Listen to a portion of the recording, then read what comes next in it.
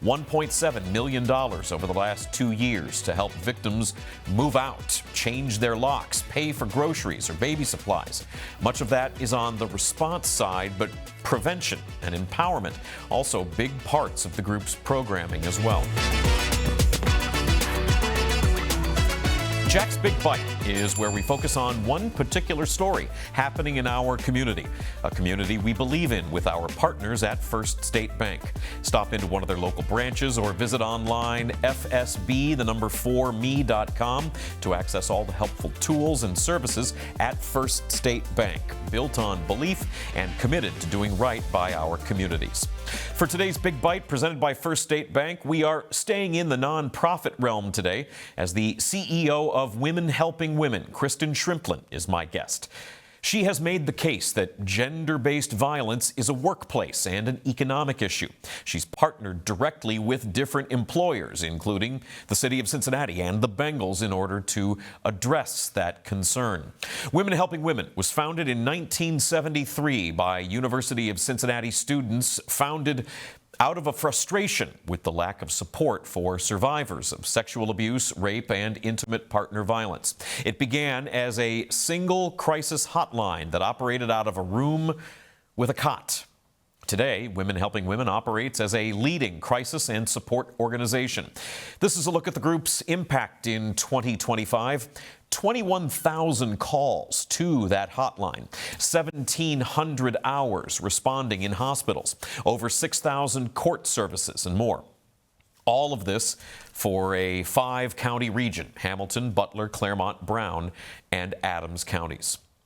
Along with dozens of active volunteers who work with dozens of folks who are on staff to answer calls and texts to the hotline and put in those hospital hours and provide those court services, Women Helping Women knows the role that money plays in this kind of crisis support. $1.7 million over the last 2 years to help victims move out, change their locks, pay for groceries or baby supplies. Much of that is on the response side, but prevention and empowerment also big parts of the group's programming as well. Take a look at this.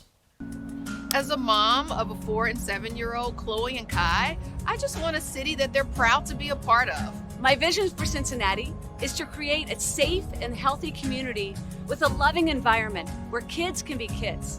I envision a future where all of our children will have the freedom, resources, and support to realize their dreams without limitation, live life to the fullest, and journey to joy. The children of Cincinnati deserve a future where they feel comfortable to be themselves and empowered to help those around them through empathy and education.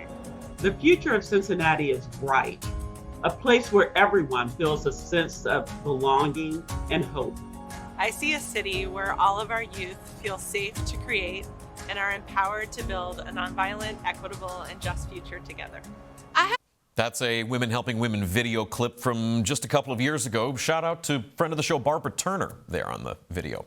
The Prevent and Empower program is an evidence-based, award-winning curriculum program that partners with over 5,500 young people in dozens of schools. Women Helping Women data show only a third of teens who were in an abusive relationship ever told anyone about that abuse. And students who are abused by dating partners are twice as likely to get C's and D's in school. They're also more likely to just drop out. But the group says with that program, 95% of students say they're confident setting boundaries. 97% say that they're confident in recognizing what's a healthy relationship and what's unhealthy. All of that, the hotlines, the support, the prevention programs, relocation, emergency response, and more, it all takes funding. And in their latest reporting, Women Helping Women is putting to use the vast majority of the money that it has to work with. You can see there, most of that on the pie chart is grants from the government. We do know that things there have been changing, some headwinds blowing when it comes to government funding. But look on the left of that graph. You saw it there. About a third of their funding comes from, there it is, about a third, 32%, individual contributions. That is grassroots fundraising.